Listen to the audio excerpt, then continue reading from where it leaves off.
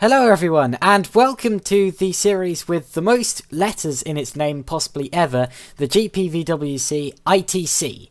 And we are going to get some cracking racing today, as we always do. I'm going to be talking you through the lot of it. I'm Joshua Jones. I'm also your cameraman. And I must apologise before we start here that the quality of the camera work won't be as good as normal. For example, you will see things like graphics on the screen and a mouse cursor, and the reason for that is because I've had to edit and record and commentate on absolutely all of this, and therefore if I was to do it all properly I wouldn't have much time to do anything else. So unfortunately, that's how it has to be, but we hope that that will not take away from the racing at all. And let's get it underway. So for race 1, I'm about to talk you through the start. Chris Shepherd starts at the front of the field, followed by David Fiddock, Lewis McGlade, Matt Richards, Philip Morby, Stein Fiddet, Ben Willis, Ed Williams, Ryan Nash, Joshua Jones, James Wilson, Adam Taylor, Rudy Van Buren, Fabian Ridder, Jeffrey Fournier, David Franchik, Matt Klipp, David Yunt, Stefan McCready, Matthew Allington and Adam Hodgkinson. Now as we get into the grid formation, I am well aware, I should say, that I was in this race, so I have seen a lot of this race. I also edited the video, but I will do my best to commentate as if I have not seen the race. Anyway, we're on board with Chris Shepherd here, waiting for the lights to come on. And when they go out, we will see the race getting underway. So there's the first one, second one, third one, fourth one, fifth one.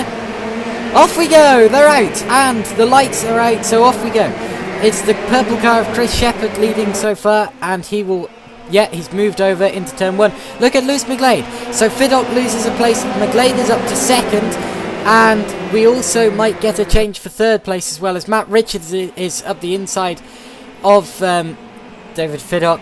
Now, look back down the order, we've got the two. Oh, contact between the two IDOS Motorsport cars. Round goes Ed Williams, and with the usual first chicane carnage at Le Mans here has happened. We're on board with Williams here. You can see he just gets squeezed between the two cars ahead of him. Here's Fidder, nothing that Fidder could have done. And that's just an unfortunate case. Oh, more contact further back, that's Fournier and Jones. So, oh, look at Fournier, my goodness. To be honest, all of the incidents, as Fabian Ruder gets a great view of it, he gets turned as well. My goodness, absolute carnage on the opening lap. Here's what Stefan McCready saw. It was McCready who hit Ruder, possibly with the help of Ryan Nash as well. So, as I was saying, the opening chicane carnage that we've normally seen at Le Mans Bugatti has happened again. And to be honest, a lot of people were expecting that. Now look up the front. We have Chris Shepherd leading from Lewis McGlade, Matt Richards behind, David Fiddock, and then Philip Morby bring up the top 5. And on this first lap here at the Le Mans Bugatti circuit, Lewis McGlade is actually much closer to Chris Shepherd than he was at the start. It's often the rear-wheel drive cars that get the best starts, because of the rear-wheel drive formation of the car and the better launch. But it looks like McGlade's been catching through the corners, possibly a higher downforce setup for Lewis McGlade. But he has been catching, and look further behind, I believe that was Adam Taylor having a look at the car ahead of him, further back in the field. I believe that was for 9th position possibly. Now we see a replay of Fabian Ruder getting tagged in the rear by McCready. So Ruder unfortunately drops back down to the last position here, and there's McCready. Yeah, Ruder just comes straight across in front of him. I don't really think it was either of their faults. I mean, Ruder was just trying to brake later to get the corner, but nothing either of them really could have done about it. So I wouldn't blame either of them if I was the race steward, but we'll see what happens there. Anyway, so this is Lewis McGlade in second place. Let's see if he can get in the slipstream of Chris Shepherd down the straight. Shepherd did do a little bit of ducking and weaving down the straight, trying to break the toe. I don't think Shepherd thinks that McGlade is that big of an issue yet. We've got Stijn Fidder side by side with Rudy Van Buren and with Jeffrey Fournier. Fournier up the inside. Fidder now has the inside, but that's not going to work because Fournier just gets the better run around the outside. And now look at David Franchik. Franchik might also get in on it. He's down the inside into turn 4, and Franchik does indeed get that place. That's 12th position. Also up ahead we've got James Wilson and Ben Willis side by side. This is for 8th position. Willis has the inside through turn 5 at the top of the hill. Wilson runs slightly wide over the line, but he's going to try and keep the inside for the right-hander hairpin. And if he can just brake later than Willis or keep the inside, it looks as if Wilson is going to get that 8th place. So James Wilson gets that 8th place for now, just ahead of Ben Willis. But Willis appears to have got a very good run out of the corner. Willis might go to the outside, possibly to the inside of the chicane, but it's a difficult place to overtake. He's going to go for it. No, Wilson just brakes slightly later, possibly runs all 4 wheels over the line there. He has to be careful of that. The stewards are definitely policing track limits this weekend, so they definitely have to be careful of that. There's Willis. Van Buren to the inside of Willis. That's going to turn into the outside, but if he can just hold on there, he'll have the inside for the final 2 corners here. Nope. Oh yeah, Willis has gone wide. So Willis trying to outbrake Van Buren has gone wide, and Fournier has got through as well. Franchik might also try to get through. This is for 7th place. This is Nash versus Wilson. Nash versus Wilson for 7th place. Wilson's going to have the inside line through turn 1, and indeed Stefan Wilson takes 7th place away from Ryan Nash in the BMW. There is Ben Willis under attack from David Franchik, who looks to the outside. Stijn Fidder is also quite close to them, so they have to be careful of that. Here is the battle for the last points position. Joshua Jones holding that position so far from Matt Klipp. There's Fabian Rieder bringing up the rear of the field. And now we're back up to the front of the field again. So Chris Shepherd had a slight lock-up through turn 1 there. I saw a slight puff of smoke as he went through there. And you do have to be careful in this, because despite the fact the race is only 11 laps long, tyre wear can still come into it. We tend to see tyre wear more with the rear-wheel drive cars, the BMWs. But, of course, tyre wear can come into play no matter what car you're driving. Look at Ryan Nash really locking up the wheels through there, and Matt Klipp's got to the inside of Joshua Jones. This is for the last point. Jones runs slightly wide on the exit, but Matt Klipp has got that place. And now look at David Yunt trying to get on terms with Joshua Jones as well. Yunt, of course, put down the field after a grid penalty in qualifying, so he's recovering from that. And if he can get past Jones, he'll be one step closer to the points. Now we have Ben Willis ahead of David Franchik. Adam Hodgkinson as well, coming from 21st position, is now in 13th. So an amazing opening 3 laps from Hodgkinson there. Now, can Willis get onto the back of Ryan Nash? He's already right on the back of him, but will he be able to get through at turn 1? Nash dropping through the field a bit. Willis to the inside of Nash through turn 1, and is that going to work? Indeed it is. So Nash takes the lead, takes 10th place there. There's Fidder and Klipp. And now Jones and Yunt are side by side. There's contact. Yunt and Jones go off. Yunt has spun. Jones takes to the escape road, and we'll have to see a replay of that. It looks as if they just came together mid-corner. McCready goes across the escape road as well. And we're going to get a replay of that here. So we're on board with David Yunt. Jones runs wide at the final corner, so that's how Yunt got ahead in the first place. And now I'm going to guess that Jones just gets back in the slipstream here. So yeah, Jones back into the slipstream of Yunt. Yunt moves across to defend. Jones goes to the inside, keeps his nose in. They bang wheels once. They bang wheels twice. That's proper touring car racing. And then oh dear. And then as Yunt goes over to the braking zone, there's just a slight tag. I wonder if Jones wasn't expecting him to come over quite that quickly. Here we see it from on board Jones. You see he locks up and goes off on the exit of the final corner there, but gets immediately back into David Yunt's slipstream. You can see Matt Allington in the rear mirror as well. He's going to get a good view of this. Jones goes to the inside. Now you'll see them banging wheels. That's all clean. That's all proper touring car racing. Very robust move from Jones. And then as he gets onto the brakes, he just locks up. He locks up the rears. The car kicks round a bit. Oh, big wheelie from Matt Allington up ahead. And here it is from on board Allington's point of view. as you see, again the two cars banging wheels, and Jones locks up. Yunt also locks up, so the two basically just slid into each other. And then Matt goes for a big sideways wheel. If I was going to apportion blame to anyone in that one, it would be Jones, unfortunately, because it looked as if he just locked up the rears and almost spun the car around, so if anything it was more his fault, but to be honest they both locked up and they both kind of slid into each other, so if I was the steward I wouldn't apportion blame to anyone. It was just unfortunate. Anyway, we have Franchik, Hodgkinson and Nash fighting for 11th place here. Nash has dropped past both of them, and now Hodgkinson is looking very racy on the back of Franchik. You can see the difference in body language between the two cars as they come through the final corner. Franchik is going defensive, saying, "You are not getting to the inside." And indeed, Hodgkinson does not have to get to the inside of the chicane. You can see the words on the side of that car, "Bring the Hodge," as Fidder dives to the inside of Nash, and Nash loses yet another place. I believe that's his 7th position loss in 2 laps, so Nash dropping back through the order, unfortunately for him. We saw him having a very weird lockup earlier in the lap, as we've got, this is for the lead. Leclerc goes to the inside of Chris Shepherd, and he's going to brake later, and he's going to pull the move. So, new leader, Lewis McGlade. Here it is from on board McGlade.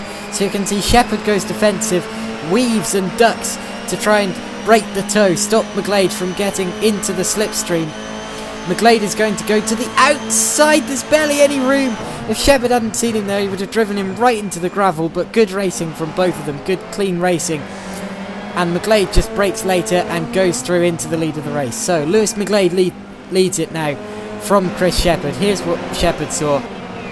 Nothing he could have done about that. McGlade was going for it and did indeed pull the move, as Shepherd locks up down into turn 4. So McGlade leads it from Shepherd. Now let's see if Shepherd can get back onto terms with McGlade. Of course, the two of them were quite even in pace in qualifying, and it doesn't look as if Shepherd's going to take it lying down. I know that he's a feisty racer when he wants to be, so well, we'll have to see what happens here. He locks up again.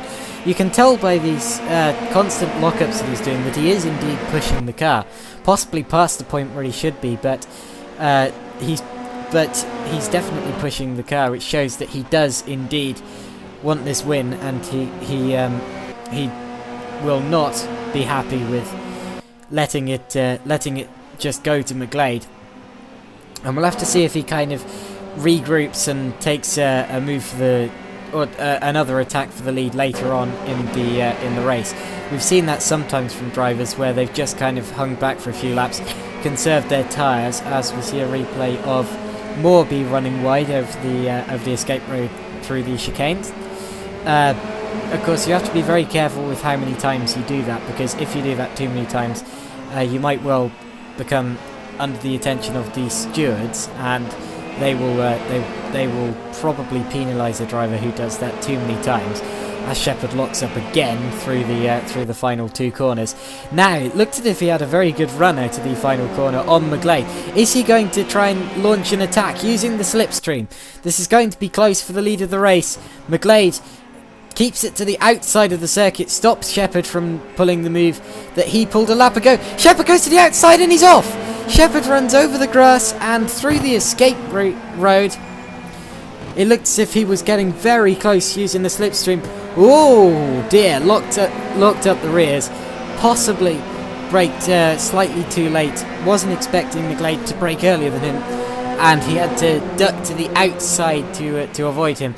And well done for him for doing so. I mean, if that was me, I know I would have hit the back of Lewis McGlade's car. Now here is Rudy Van Buren in a 3 Honda scrap here, closely followed by Jeffrey Fournier. We've got Adam Taylor in 6th place.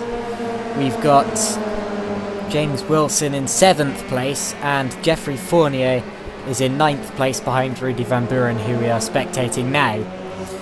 And this bunch just seems to be biding their time at the moment. They're doing what I was talking about earlier, where a driver will kind of hang back for a few laps and conserve the tyres. Try and force, or try and wait for the opponent ahead to have a bad lap or make a mistake, and then go for it. But someone who is not holding back is Adam Hodgkinson. You can see by the aggressive body language of the car, he is going for it, and Ben Willis is going to have to defend now from David Franchik. So Franchik goes to the outside in the Ford, Willis defends the outside in the Ford, and they're almost going to go 3 wide into the penultimate corner. Franchik ran the outside of Willis, that's going to turn into the inside for the final corner. Franchik takes 10th place but locks up, and will Willis be able to come back at him? Look to get the undercut, but Franchik defended that well. Willis possibly cut the final corner a slight bit as well. Now, looking back through the field, we've got Taylor, and Wilson locks up. Wilson has a big lockup and almost loses the rear end down into turn 2.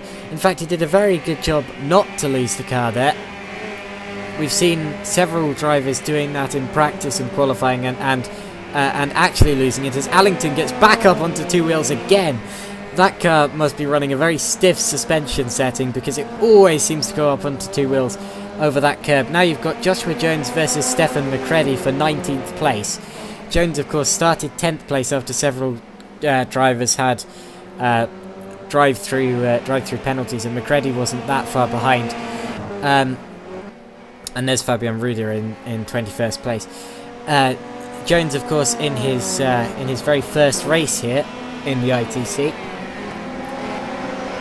unfortunately dropping back through the field and not looking like he's going to score points on his debut. As Wilson runs slightly wide, you can see the dust picked up as he ran over the escape road there.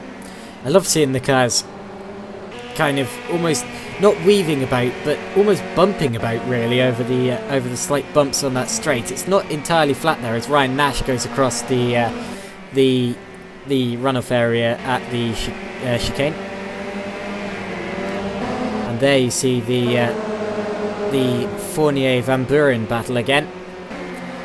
Possibly dropping back from the other 2 Hondas, and now Fournier will be right on the back of Van Buren. He's going to go to the inside of turn 1, and the championship leader's 8th place might be coming under threat here as Fournier goes to the outside, but Van Buren just brakes later and keeps the position. But he ran slightly wide on the exit. Van Buren, or Fournier, is still really not that far behind. Locked up slightly, I saw in the back of the shot. Philip Morby running 5th, and indeed Van Buren has kept the 8th place for now.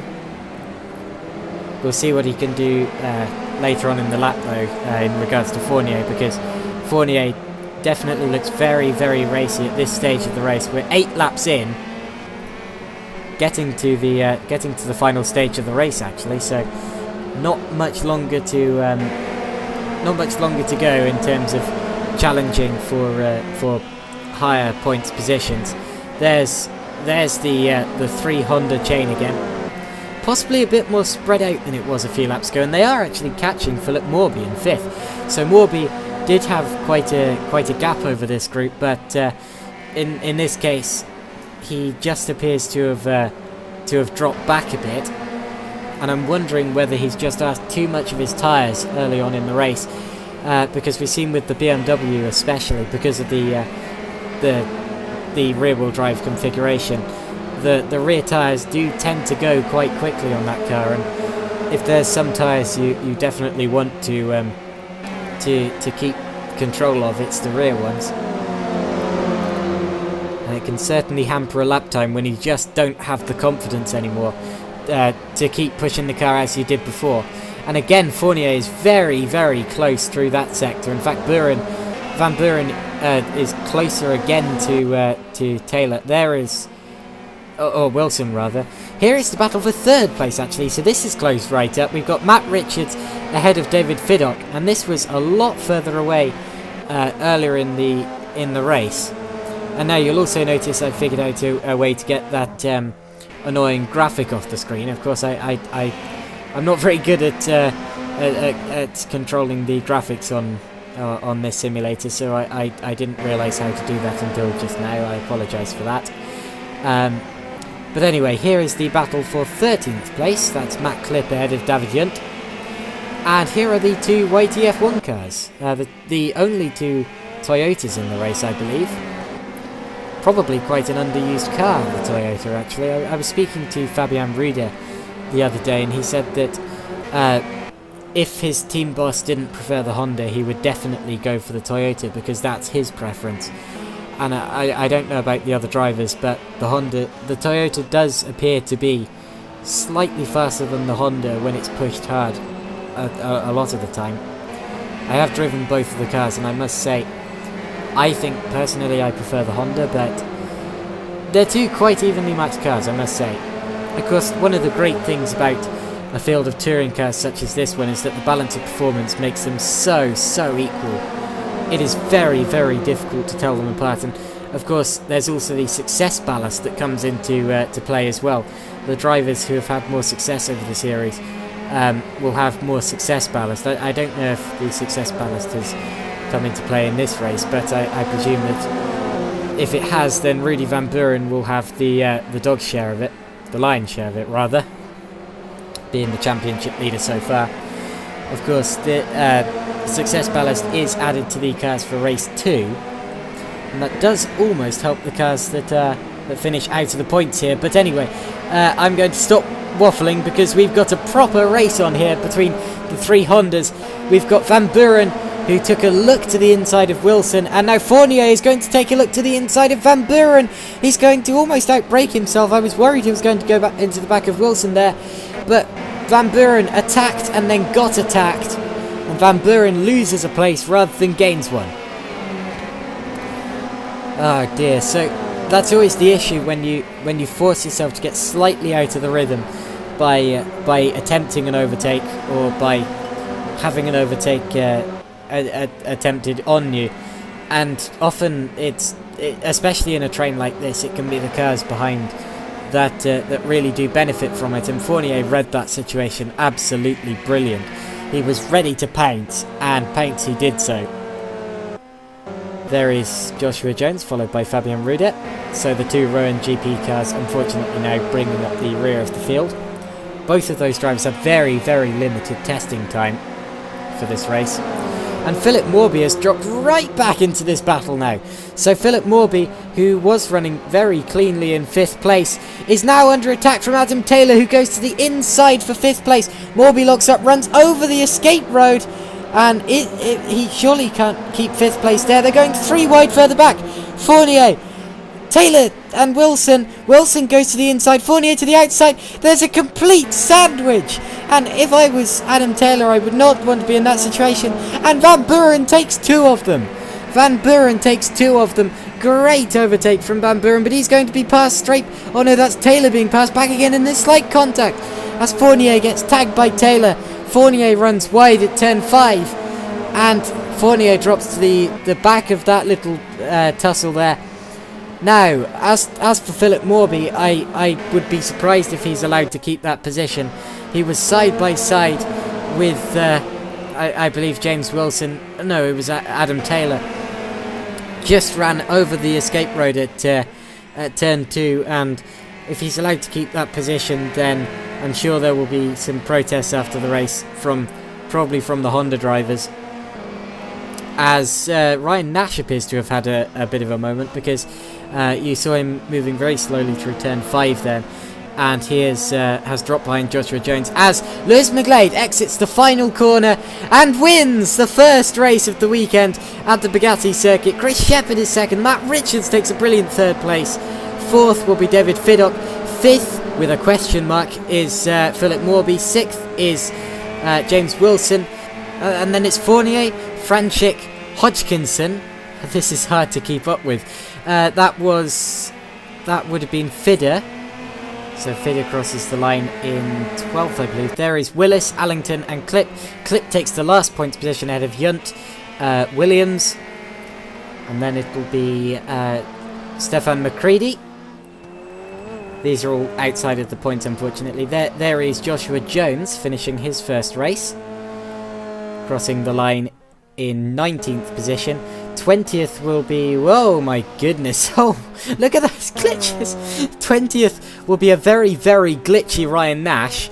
And 21st will be an equally glitchy Fabian Ruder. My goodness, you don't get that problem in real life. Look at that! That is quite ridiculous, actually. Now they've stopped glitching after they've crossed the line. So well done to Lewis McGlade, who takes race 1. Now, the grid order for race 2 will be decided by the results of the last race, so they will start exactly how they finished, with McGlade on pole, and he will be followed by Chris Shepherd, Matt Richards, David Fiddock, Philip Morby, James Wilson, Rudy Van Buren, Adam Taylor, Jeffrey Fournier, David Franchik, Adam Hodgkinson, Stein Fidder, Ben Willis, Matthew Allington, Matt Clipp, David Yunt, Ed Williams, Stefan McCready, Joshua Jones, Ryan Nash, and Fabian Ruder. Chris Butcher also joins us for this race. Of course, he wasn't here last time, and he's possibly overshot the box a little bit, as has Fabian Ruder. Anyway, here come the lights. So, 4, 5, and we're off. This is race 2, and it's Lewis McGlade leading away, but Shepherd gets a very good start in the rear-wheel drive BMW, as does Matt Richards. Richards might actually challenge Shepherd down into turn 1. Shepherd's going for the lead. They're going 3 wide for the lead. Bit of bumping and banging of wheels as well, and I believe that Shepherd is going to lead it into turn 2. Indeed he is, and Richards is going to get past McGlade as well. Morby goes wide in the background, and it's Shepherd, Richards, and here's a replay. Oh dear, oh, an accident behind. That's Fabian Ruder getting caught up with Ed Williams, I believe it is. Here it is on board with Ruder's car, and you will see Williams tangling with Ryan Nash. So it was Nash and Ruder that tangled. Butcher gets involved in it as well, and unfortunately it looks as if Ruder and Williams get involved at the worst. Yeah, Williams was completely innocent in that one, just getting tagged from behind by Ryan Nash. Watch up ahead. To be honest, Nash probably didn't have much space ahead of Butcher either, so it was very difficult to judge. Yeah, there you see it. To be honest, Nash probably could have gone to the inside a bit more and saved that, but anyway, it is how it is, and that's how it came off. I don't know the steward's decision of that incident. We might find that out later. And it's Shepherd, Richards, McGlade, and is that Van Buren in 4th? Yeah, it is, so he's come up from the field. And Philip Morby in 5th. Now, you see Wilson and Franchik side by side going up into turn 5. Fiddock is just ahead of them in the other Ford. The 2 red Fords, both driven by a driver named David. Here we see a replay on board from Joshua Jones, and that's a jump start. Oh no. So we've had a jump start further back in the field, and unfortunately he's going to have to serve a drive-through for that. As we see Van Buren now challenging for 4th. So Van Buren gets to the inside of the race 1 winner Lewis McGlade, and Van Buren gets... Is that third? That's 3rd position. So Van Buren takes 3rd position and the final spot on the podium from Lewis McGlade. Of course, Van Buren has less success ballast than McGlade now, because McGlade won race 1. I believe it's the top 6 who get success ballast in this race, or the top 6 from last round, which means that that might have actually been why. Oh, as we see Taylor and Wilson side by side further behind. Wilson has the inside line for now, but Taylor might have it for the final corner. They bang wheels.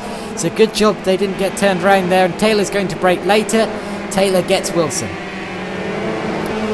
Now, as I was saying, that might have actually helped the start for Matt Richards, and being why he pulled alongside Chris Shepherd. Is there you see Nash and McCready side by side as Joshua serves his drive-through. And now Stein Fidder is going to get in on the action as well, to the inside of Stefan McCready. And there you see Williams with his missing front bumper just ahead of Fabian Ruder, who brings up the rear of the field. Now here is Ryan Nash putting Matt Allington under pressure. Nash goes to the inside of Allington, or at least takes a look, but doesn't really stick it up the inside. As there's contact, and into the wall hard goes Adam Taylor, and Taylor is probably out of the race. He got caught up with David Fiddock. There you see it from on board Fiddock. They bang wheels once, and then Fiddock just turns into him. Fiddock just turns into Taylor, and in my opinion, that was absolutely David Fiddock's fault. Here comes the view from Taylor. Oh, they actually made slight contact before that. We saw them banging wheels just now. But then Fiddock just turns into him. That might have even been a bit of the red mist. But we'll see how the stewards view that. Oh my god! Oh, and he's rolled it too. So Taylor goes for a roll just for the good measure. And there it is for one last time from the outside as Taylor absolutely smashes the wall. He was very lucky not to ping straight back into David Yunt there. And actually Yunt was just as lucky. Now here we see it from the car behind.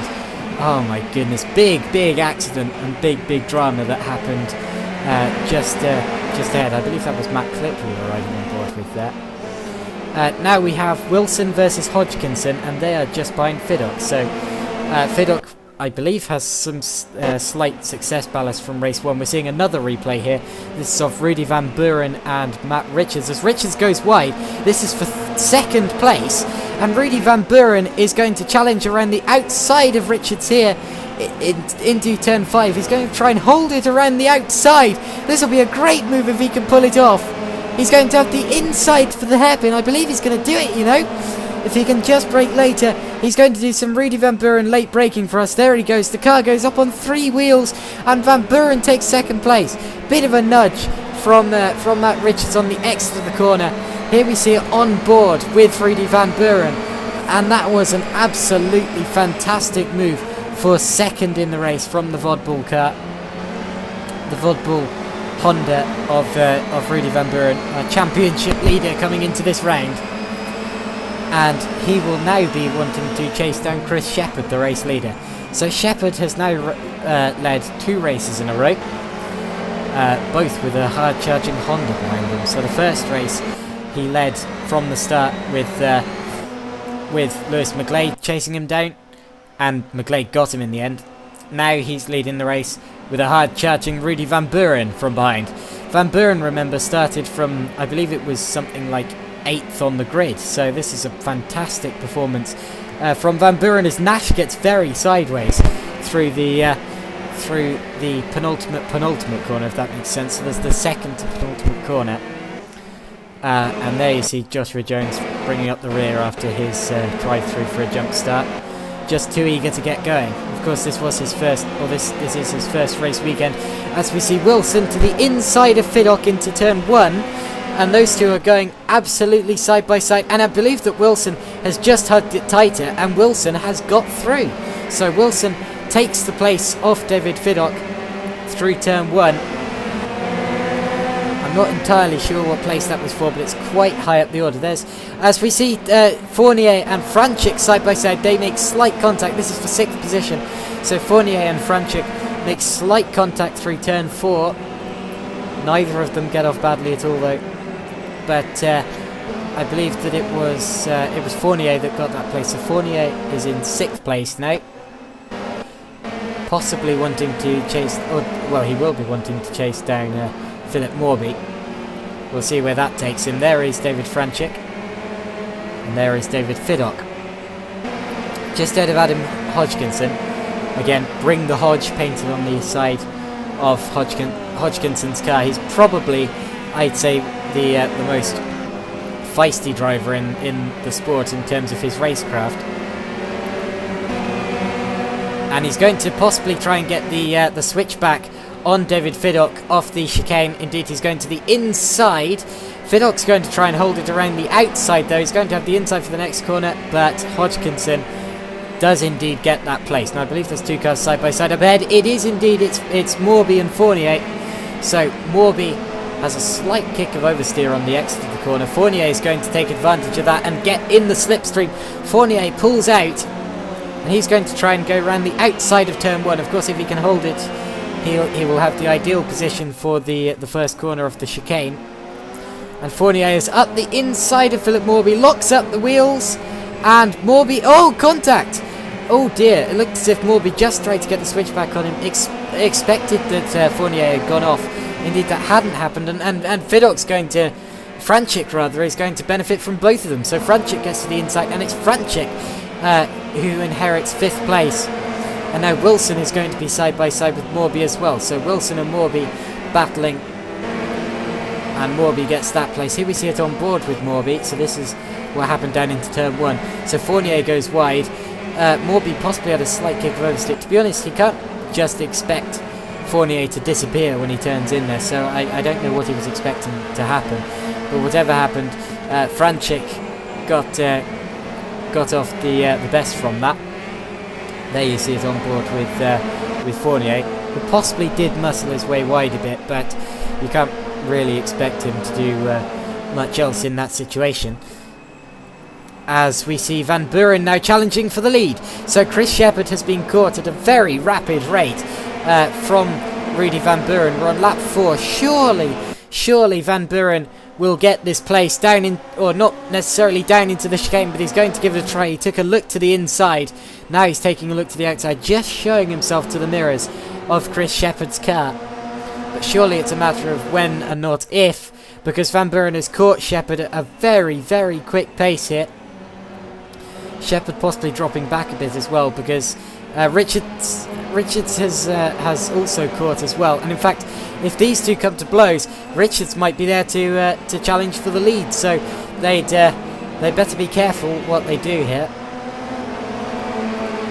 even more than they usually are. And I believe that, judging by Van Buren's body language, Shepherd has tried to defend to the inside to try and cut the toe. And now we're going to see it. Van Buren to the inside of turn 1. He's going to try and outbrake Fournier to the outside. Locks up slightly, but gets it turned in. And it's almost like Shepherd let that move go there, because Shepherd braked a lot earlier than Van Buren. Then again, Van Buren is the last of the late breakers, and he had that before the corner. Basically, he could turn in exactly when he wanted to. Here's it from on board Shepherd's car, and Shepherd did brake very, very early, probably to avoid running into the back of Van Buren, but he's going to challenge back again. He's not going to take this line down, is he? He took a slight look to the inside of turn 4 there.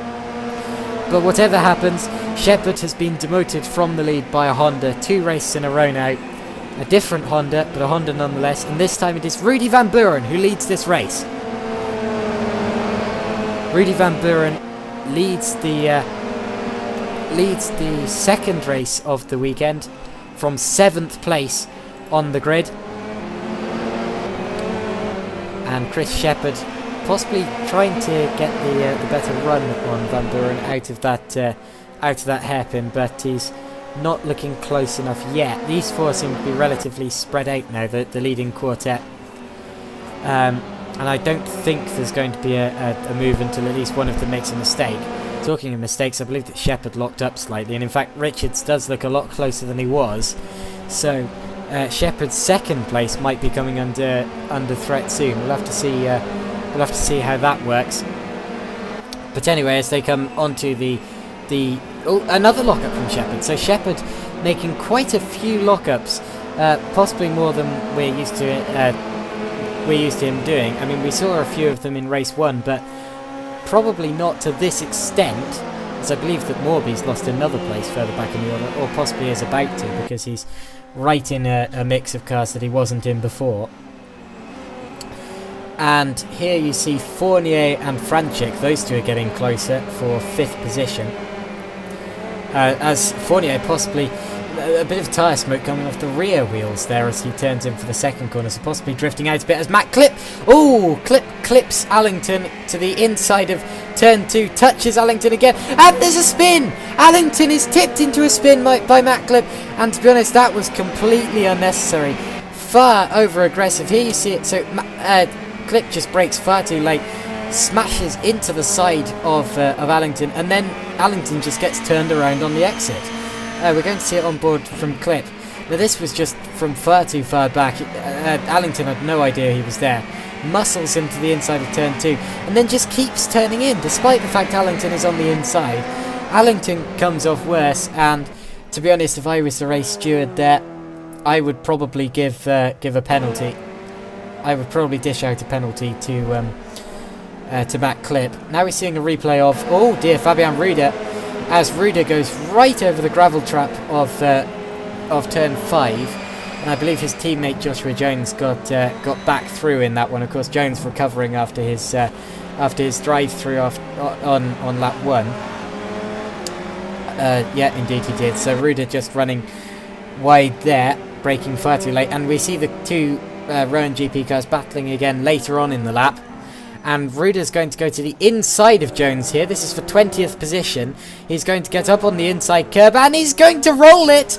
Oh dear, Ruda goes over and that is a big crash. Keeps the wheels spinning though and indeed rejoins the race. So it looks as if Ruda is going to continue. Here we see it on board with Fabian Ruda as he goes to the inside of his teammate, clips the curb. There was no contact between him and Jones at all. He just took too much of the curb.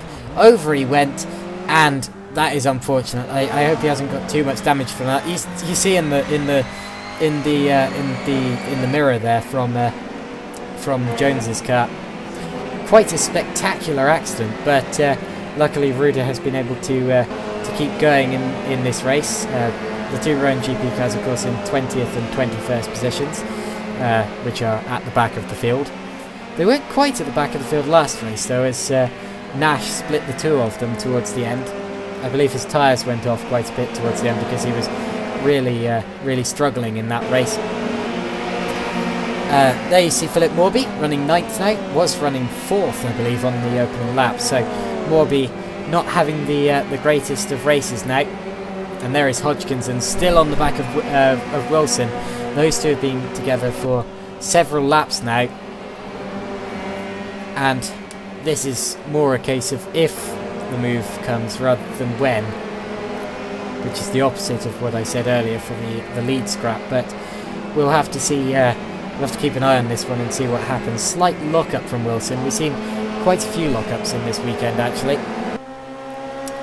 As there is the leader, and indeed the battle for second is getting closer now, with Shepherd and Richards, and indeed Ruda has unfortunately retired from the race. And Richards is looking very feisty under the rear wing of Chris Shepherd's car. This is the battle for second place. Two BMWs, both run by different teams, of course, both driven by different drivers, but that goes without saying. Both locking up as they come through turn 4. And they have to be careful of that, of course, because as I've said, tyre wear might be an issue. And I just saw Shepherd possibly dipping two wheels over the white line on the straight, possibly getting into the grass slightly, and that might hamper his momentum. Richards was going to look to the inside, but Shepherd blocks the inside perfectly as we head down into the hairpin. And I believe that Richards is going to have to settle for third place for now, but he's got a much better run out of that hairpin as the skies darken a bit, so we might have to be wary of rain here. But Richards is now right on the back of Shepherd again. That really didn't take him long. He went wide at the hairpin, of course, but he's been able to catch right back up again very quickly with the slingshot effect. And Richards might even go to the inside of the final corner here. Let's see what he does. He's been weaving left and right all lap. No, he's not quite close enough this time. But if he can just get a good run out to the final corner, keep it on the throttle the whole way through the second apex, he will be able to get right under the rear wing again, using the slipstream. And he's closer than he was last lap. Let's see if there's going to be a move coming down into turn 2 here. He's absolutely glued to him. He's glued to Chris Shepherd. But again, I've said this many a time, but the hardest car to pass is a car of your own make, because you're both strong in the same places. Did you see Hodgkinson there? We're seeing a replay of it. There we go, up on two wheels. Amazing. Amazing. Look at that. We've seen plenty of cars going up on two wheels through that section. Mainly Matt Allington, who's done that spectacularly several times, but Hodgkinson deciding to get in on the action there as well. And I believe Allington, as I said, that did indeed get up onto two wheels there. No, there's Allington. It must have been Ben Willis. Adam Taylor now has dropped slightly back to Ed Williams. So Williams, recovering after his first corner incident, locks up down into turn 5. And he's actually catching Adam Taylor. So possibly Taylor making a mistake on that lap, because the last time I saw Taylor, he was a long way ahead of Ed Williams. But Williams is really challenging now. This isn't for points. This is for 17th position as Taylor runs slightly wide. And of course points go down to 15, so this isn't for points, but if there's an instant up ahead of them, this might well turn out to be for points, so this is an important battle. But no move appears to have come yet. The Eidos Motorsport Ford still sticking in behind, as Nash gets some very severe understeer through that hairpin there. He's being caught by several seconds a lap now by Joshua Jones, recovering from his earlier stop go, and the battle's on for second. Shepherd ducks to the inside to try and break the toe, and in fact everyone is in the battle for second. There's a whole train of them further back, and two more cars, I believe that's Franchik and Fournier, are also ducking and weaving to try and get out of the toe or trying to break the toe of the car behind them. And Fournier is a lot closer to Franchik than he was on the previous lap. He's done that sit back and regroup tactic that I was talking about earlier, and we'll see if that works for him, because he'll have to attack soon. Time's running out. Talking of attacking, Shepherd almost left the door open there going down into turn 5, and almost let Matt Richards take advantage. Richards almost got through to second place there, but Shepherd just realised his mistake and covered the line just in time. And the order is still Van Buren, Shepherd, Richards and Wilson rather, followed by Franchik. Talking of Franchik, I believe that there's been some kind of move behind there, because Wilson, it's actually Wilson behind McGlade, so McGlade is in 4th place, but Wilson has now got past Jeffrey Fournier, and of course Fournier was stuck to the back of Franchik before, so something has obviously happened to Fournier. But back to the battle for second. These two have been absolutely nip and tuck for several laps now, as you've seen. I haven't been able to move my camera away from them the whole time. I mean, absolutely brilliant race between the two of them. We're going on to the penultimate lap now, so Richards will have to make his move soon, if he's going to make his move at all. Richards running with less success ballast, as off goes James Wilson. Wilson was running 7th position, and he appears to have had a spin at the final corner. Actually tags the wall trying to reverse into a safe place, and he gets that car going again behind that clip. Here's a replay. He's going to lose it all by himself. Yeah, just got over the into the wall. He just got over the AstroTurf on the outside, caused the car to spin round. Into the wall he went. That was a hard hit. I'd be very surprised if he doesn't have any suspension damage now. And let's see where he's rejoined. It's ahead of this group, so he hasn't lost that much time. As we're on the penultimate lap here, and look at McGlade. McGlade to the inside of Richards. Richards was attacking, now he's being attacked. The hunter is the hunted. McGlade to the inside for 3rd position. They bang wheels slightly. McGlade locks up, and Richards is going to have to go wide to keep the momentum up, and he's going to have the inside into turn 5.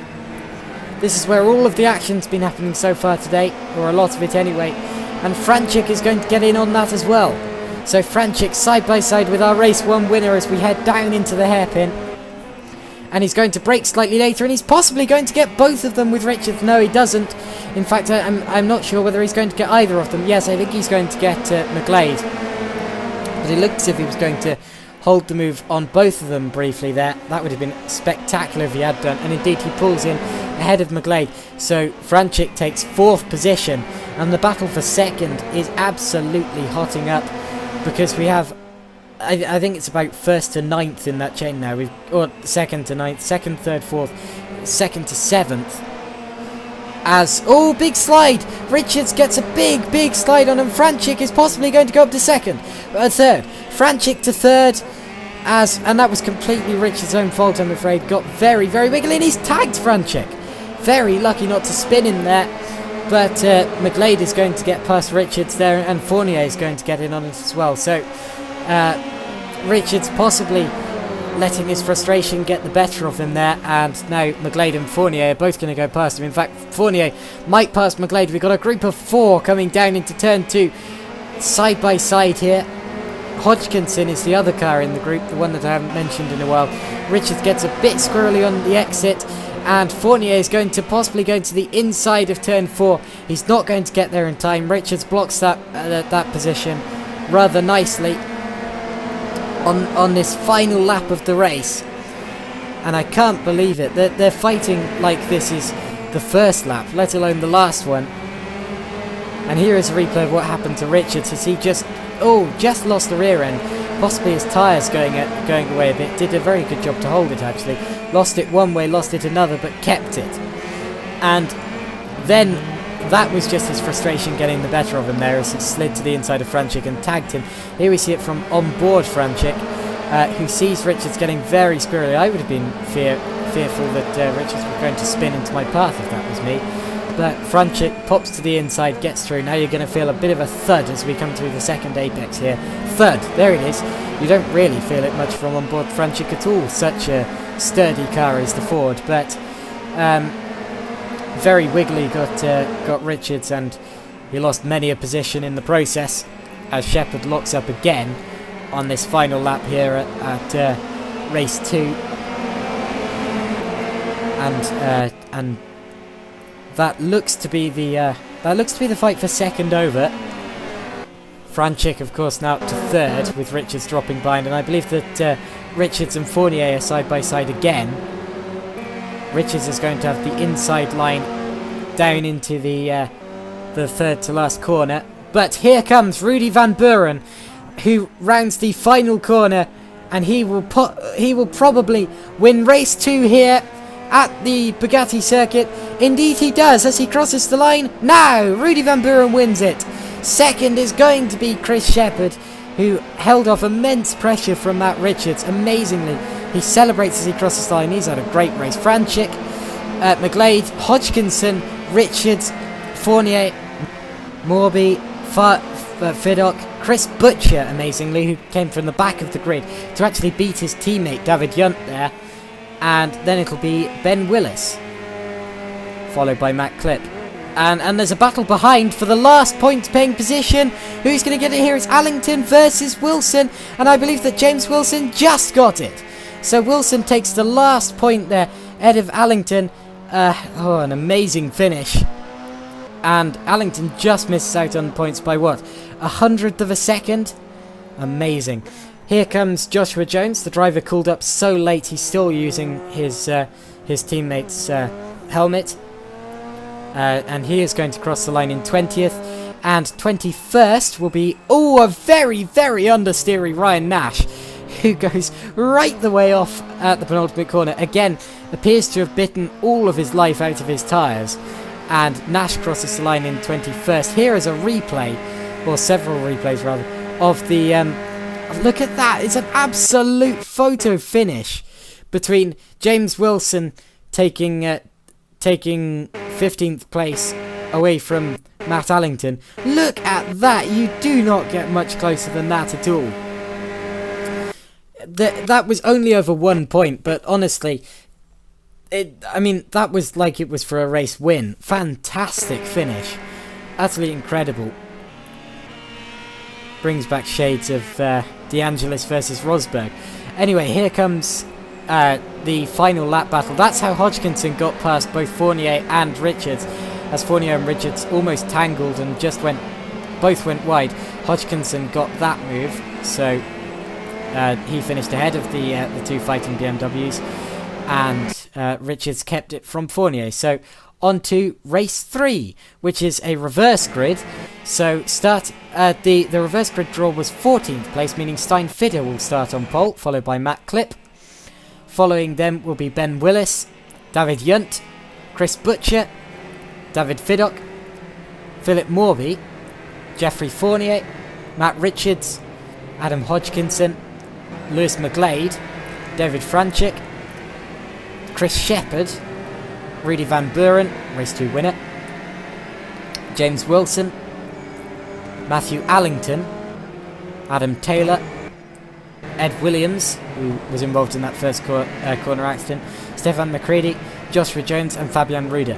Now I'm just going to switch it to Joshua Jones's camera quickly, because watch this. So Jones almost runs into the back of McCready, then lines up in completely the wrong position for his grid box, tries to reverse to get it into position and reverses straight into his teammate. Despite the fact I am technically him, I have no idea what he was thinking. at that time. What actually happened was, well, you'll see on board from Jones in a second.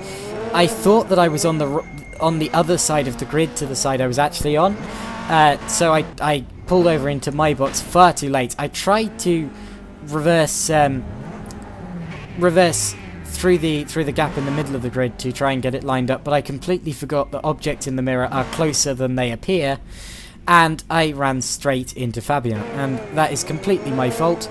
Here you see it from onboard Fabian Ruder's car. This is going to be quite funny, actually, as I reverse straight into his nose, and that is probably my most embarrassing mistake ever, and I'm never going to live that one down. Elise Skinner was absolutely teasing me about it after the race, and quite rightly so. But anyway, away from that, let's get back to serious with the race. Go! Off we go. So Steinfeder leads it away in the Ford. Great start from Chris Butcher. He started 5th on the grid, and it looks as if Butcher is already up to 2nd ahead of Matt Clip. Clip is going to have to settle the 3rd for now, unless he can dive up the inside into turn 2. Talking of that, there comes Chris Butcher. Butcher around the outside. Butcher takes the lead from 5th on the grid. Unbelievable, and it's Butcher that leads through turn 3. At the back there is Ed Williams. Luckily, there doesn't appear to have been any sort of opening corner accident like there was yesterday. Well, not yesterday, but in the last race, which was realistically only finished about 10 minutes ago. And there is Ben Willis to the inside of David Junt. Junt is going to try and go around the outside, as is Philip Morby. Morby and Richards fighting further back. Richards has actually made up quite a few positions early on in this race, as well as Junt tries to go to the inside of Fournier. But anyway, it is Chris Butcher who's actually built up quite a lead already. So Butcher leads from Clip, Fidder, Willis and Fournier, and now side by side are Hodgkinson,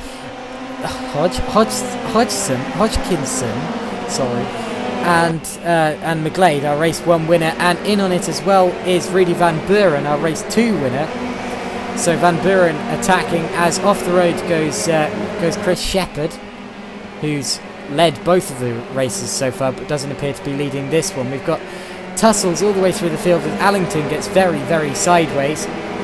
Allington and Wilson fighting now. Ruder's going to get to the outside of both of them, but Wilson is going to brake later, and McCready is going to get up the inside of Ruder. So McCready, as Ruder goes off into the gravel, so Ruder just left his braking well, you don't need to brake for the final corner, but left his turn in too late because of the car on the inside. And this is for 4th. We've got Jeffrey Fournier side by side with Ben Willis for 4th position. Willis gets the inside, but Fournier gets the 2nd inside because it's a chicane, and much cleaner than we saw from Clip and Allington earlier at the same place, but they're still side by side, and Fournier is going to get the position through turn 4. So Fournier is up into 4th place, but possibly not for long, because he's actually locked up slightly into turn 5, had a bit of a wiggle. And further back we've got McGlade and Morby side by side, as well as Junt and Willis side by side, but Willis is going to have the inside for the hairpin, so Willis might keep that place as McGlade goes to the inside, and Morby is going to hit! No, so close! He very, very nearly ran into the back of Matt Richards there.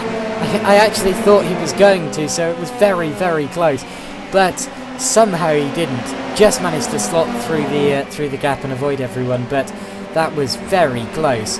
And Morby's actually got it back now, so Morby ahead of McGlade. As slightly off goes Wilson, and Allington's hit Wilson. So Allington, into the wall now. Oh dear. Let's hope he doesn't have any suspension damage from that. But Allington drops to the back of the field after a first lap incident in race 3 here. We're on board with Matt Allington to the inside of James Wilson. Wilson comes on quite robustly. They touch. And it's just as Allington gets over the gravel there. The rear end steps out and he hits Wilson in the side. Here we see it from on board Wilson's car as he goes wide, rejoins quite robustly, gets hit again. To be honest, I don't really think either of those drivers had anything to do other than that was just unfortunate. Here's the start on board with Chris Butcher, who gets an amazing start from 5th on the grid. Honestly, that deserves a medal. 5th on the grid, and what's this? He's going to go to the inside of Steinfeder, and by the time he reaches turn 2, he's going to be in the lead. There we go. He turns in, kicks the rear end out a little bit under braking, but Chris Butcher, who actually missed race 1 and then started race 2 from the rear, leads the race. Look at that. My goodness. So Chris Butcher goes to the outside and leads this race. Here's the replay from the back of the field. Fabian Ruder, of course, started right at the back, and actually got a quite good start there. So he's caught up to the row in front of him. So good start from Ruder there. Let's see if there was any first corner tussling. Well, everyone seemed rather clean in that one. So luckily there was not the first lap incident we saw in race 1 or race 2. And everyone got through there cleanly. Now it is Chris Butcher. Ooh, bit of a wiggle on the exit of the final corner there, but it is Chris Butcher who leads this race after the second lap. There is the rear end of the field. Both of the row end GP cars slightly cutting the final corner there, but probably not gaining much advantage at all because of the sausage curb. There is Philip Morby attacking Hodgkinson, and now getting attacked by Van Buren, who goes to the outside, and Fiddock into the rear. Fiddock hits Morby under braking. Very lucky not to lose the car, but as I said earlier, the Ford is robust, very, very stable, and he manages to keep that. But Van Buren is the great beneficiary from that, getting past Philip Morby. As off the road in the background, I believe, went Stefan McCready, so something went wrong there, and Ruder's got past him now. So McCready, who is now down to 17th place, just seems to have locked up the rears and spun into the infield there. Ruder did a good job not to hit him, actually, so Ruder to the inside gets through there, and here, oh dear, that's McGlade.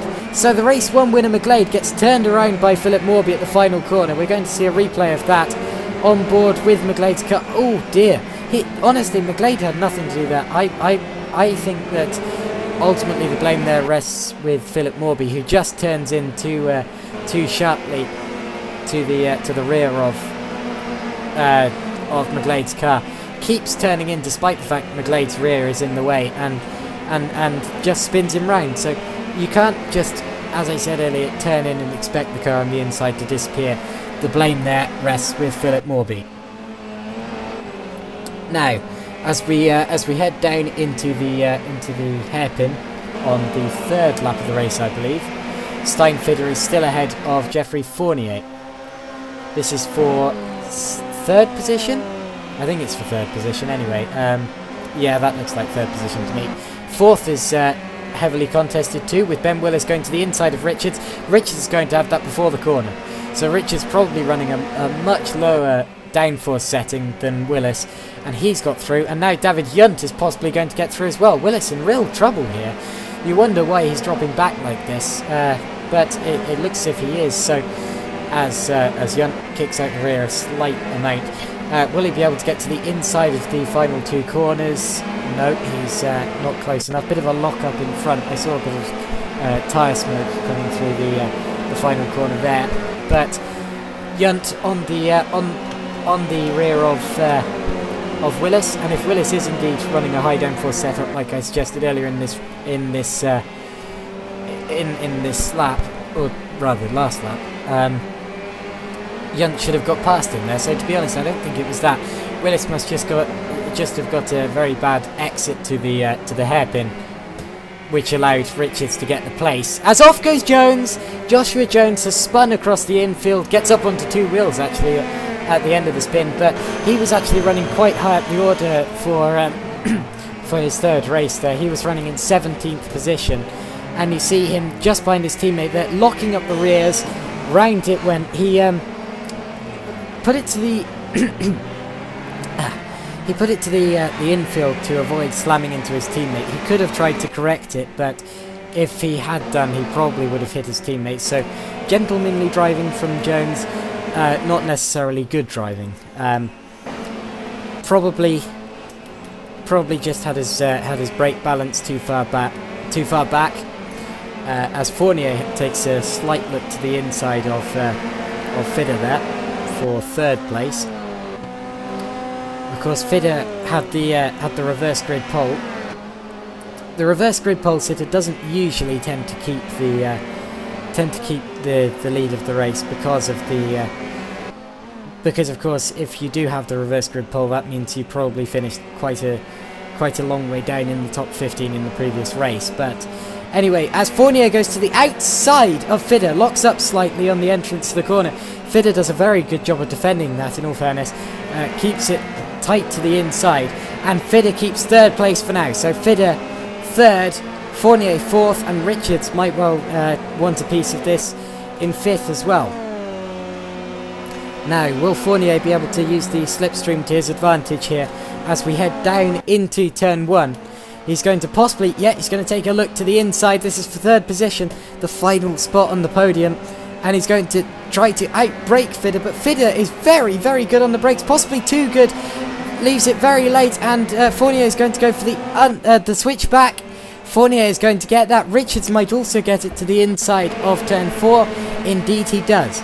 So basically what happened there, as we're going to see on replay, was that Fidder left his braking slightly too late. Didn't go off, but went too wide through turn 1. That set him up badly for turn 2, as you'll see now.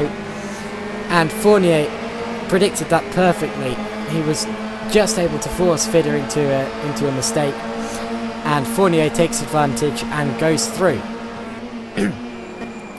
We're on board with Fidder now, I believe, as he leaves his braking late. So this is what he would have seen.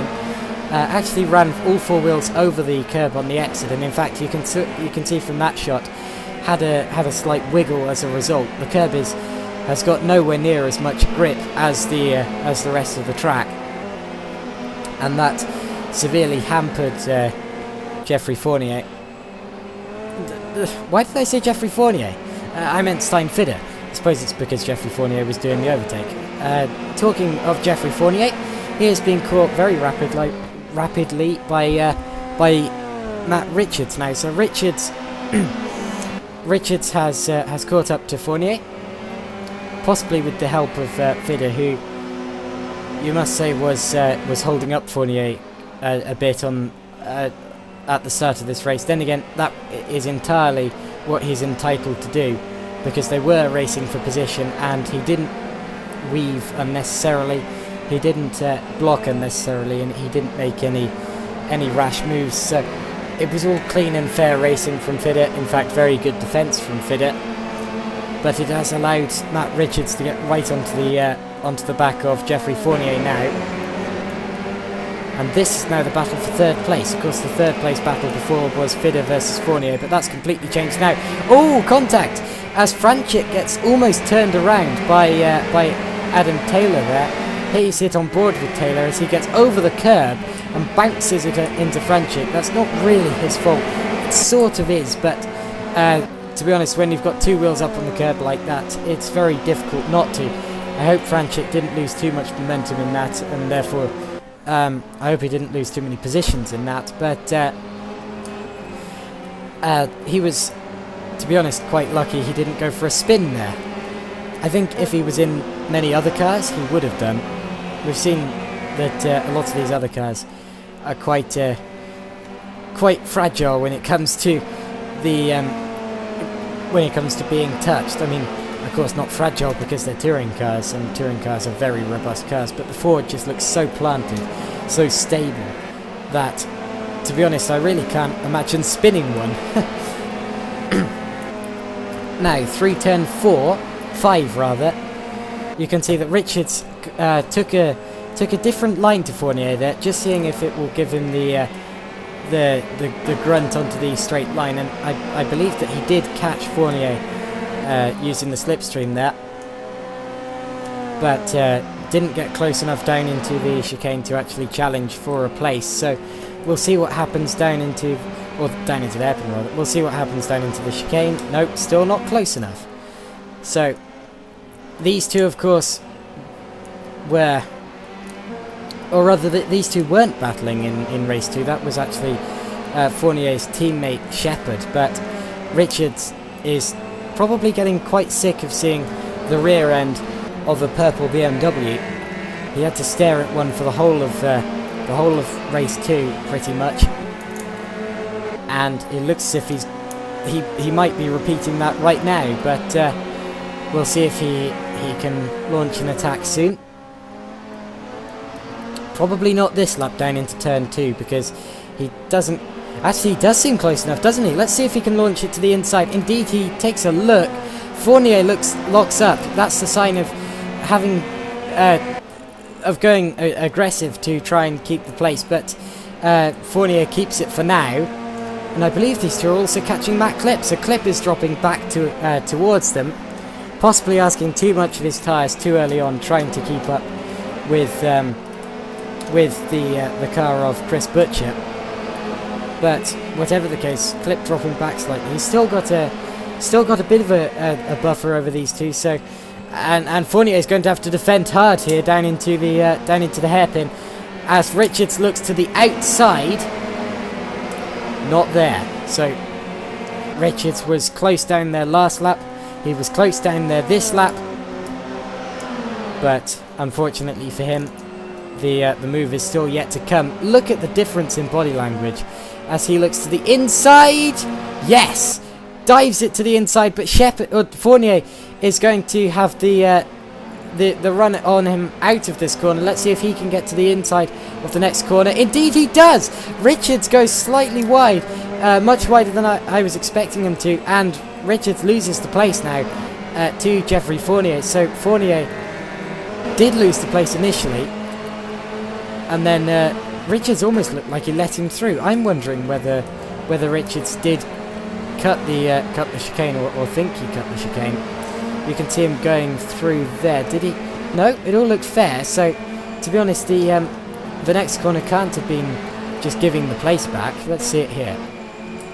No, he just went wide. He just went wide. Shepherd was faster through the corner, and Shepherd got the place. There's the initial move as Richard dived brilliantly through on Shepherd, and it's almost quite a big shame actually that Richards got past again, because it was such a good move from Fournier that, to be honest, it was quite amazing that well, the initial move was quite amazing, and it seemed like such an easy move. Of course, it's never easy, but it seemed like such an easy move for Chris Shepherd to get back at him. Anyway, the battle now for Hodgson and Van Buren is hotting up. There's Van Buren's teammate as side by side go Franchik and Yunt. Yunt runs wide on the exit, but it looks as if Yunt is going to keep that. No, indeed, Yunt runs over the grass, and Franchik gets the place back. So Yunt didn't seem in a big hurry to actually rejoin the circuit. We're on board with is this Franchik or Yunt? This is Yunt. So Franchik's to the outside, and Yunt's going to go wide on the exit. Yep, there he goes. Wiggles over the AstroTurf, and then just bounces over the grass. Almost loses it on the exit of the grass as well. So Yunt loses that place, probably in quite a silly way. If he'd rejoined quicker than that, then he would have kept the place. He probably didn't know where Franchik was, and he didn't want to hit him, so that's probably why. Cutting away from that, the move for third is back on as Richards looks to the outside of Fournier down into the chicane, and is he going to go through in the same place that he did last lap? No, he isn't. Richards looks very, very quick through that section of the lap. But Shepherd just seems to have the legs on him through the next couple of corners. So it seems to be a very kind of back and forth thing between the two of them. But whatever the case, they're still in the order that they were in several laps ago. And as we go into lap 9, there's limited opportunities for that to actually change. Now, for the battle for 4th position, it's still Steinfidder doing a very, very good job in that position. 5th rather. 6th is Hodgkinson, and 7th is Van Buren, our race 2 winner, who almost tagged the back of Hodgkinson there. They got so close. And I actually thought that they had tugged, but didn't look in hindsight like they did. There is Lewis McGlade recovering from his spin early on as a result of his collision with Philip Morby. Running in 16th, so he just needs one more position to be classified in the points. And of course that's not ideal for a race 1 winner, but if he can salvage something from that race, that's better than nothing. As Van Buren gets a very good run out of the hairpin actually, and Hodgkinson does the same. So Fidder didn't get as good a run as his opponents there, and we'll see if he can hold it for the rest of the lap. It looks as if he's come under attack through the chicane there. The other two a lot quicker than him through there, and indeed the battle for third is back on as well, as it always seems to be at that section of the track. And this is for fifth. The IDOS Motorsport car still holding the two Hondas off. Stein Fidder driving the widest car on the track here, and indeed Hodgkinson is going to come under attack from Van Buren down this next straight. They almost look like one car back there, as Van Buren is very, very close to the back of Hodgkinson. They might even challenge down into turn 2. There are the two BMWs still not being able to fight. I mean, Richards has been behind Fournier for pretty much the entire race, and he still hasn't got through, as Fournier locks up slightly through turn 4. Fournier actually looks quite a lot slower than Richards through that corner. Richards wasn't using the full potential of the car through there. As Richards takes a look to the outside, he's going to try and cut it close on the exit, trying to get a good run on Geoffrey Fournier. Of course, he knows that the hairpin is one of the best out-braking spots on the track, but this time round it is still Geoffrey Fournier. Now, he's very close at this part of the circuit, as he is every lap. It's pretty much do now or don't. He's going to take a look to the inside, but I don't know if he's going to be close enough. He isn't indeed. So, it is still Fournier, but he's gone wide. Fournier goes off over the escape road, and it's going to be Matt Richards who takes third place, as they really are catching clip now. Takes third place in the race over the escape road at the chicane, as Van Buren and Hodgkinson again almost go side by side through the penultimate corner, as we're heading out onto almost the last lap of the race now. It's close, and now we're seeing on board from Richards' car as Fournier goes wide at the chicane. Fournier runs right the way over it and has to concede the place to Richards. He could have kept the throttle in, but if he had done, the stewards would have noticed, and to be honest, lifting off and letting Richards through there was definitely the gentlemanly thing to do. Well done to Geoffrey Fournier. Now down into turn 1. Oh, I think there was a slight collision behind there. This is for the final points position, I believe, between McGlade and Yunt. McGlade, recovering from his earlier spin, is going to go round the outside of Yunt into turn 1. And indeed he does. He makes it stick. So McGlade takes 15th place away from David Yunt. And it looks as if that is going to stick for now. So a good move from Lewis McGlade. And it's getting closer ahead of them between Shepherd, Allington and Franchik as well. And Franchik will probably be getting quite frantic to get past Willis here, as the race is coming almost to a close. And actually that battle between as Fidder's lost fifth, so Fidder has dropped behind Hodgkinson and Van Buren. We see how that happened now. It's almost a replay of what happened earlier on, as he sets himself up badly for turn 2. Hodgkinson gets through on the inside, Van Buren goes with him, and Fidder loses 2 places on the final lap here, and Clip has dropped right back to Richard. Richards was close enough to have a look at him there down into the chicane, and Richards gets very, very squirrely on the exit. he was lucky not to lose that. Here comes Chris Butcher, though we've barely seen any of him this race. Came in to the weekend late on race 2, didn't do qualifying, so he had to start from the back of the grid. But in race 3, he is going to be victorious. An absolutely brilliant result from Chris Butcher, who wins race 3 here. And they're almost going to be side by side across the line behind, as Clip is second and Richards is third. Fantastic. 4th was Fournier, 5th was Hodgkinson, 6th was Van Buren, 7th was Fidder, 8th was Morby, 9th was Taylor, then it was Wilson, Shepherd, Willis, Franchik, McGlade, and Yunt brings up the final point. Here comes Stefan McCready. And McCready is going to finish a fairly average weekend, it must be said, for him. There he goes across the line. Now here is Allington after his first second lap incident. Or his second lap incident. There is David Fiddock, Joshua Jones, and Ed Williams is going to bring up the field. So Ed Williams finishes the race. Sadly, Jeffrey Fournier didn't finish, and here we're going to see why. This is on the final lap of the race. As Fournier goes to the inside of Ed Williams, Ed goes to the outside, and he just turns in. Williams just turns in to Fournier, and that's a big crash as Fournier hits the outside barrier.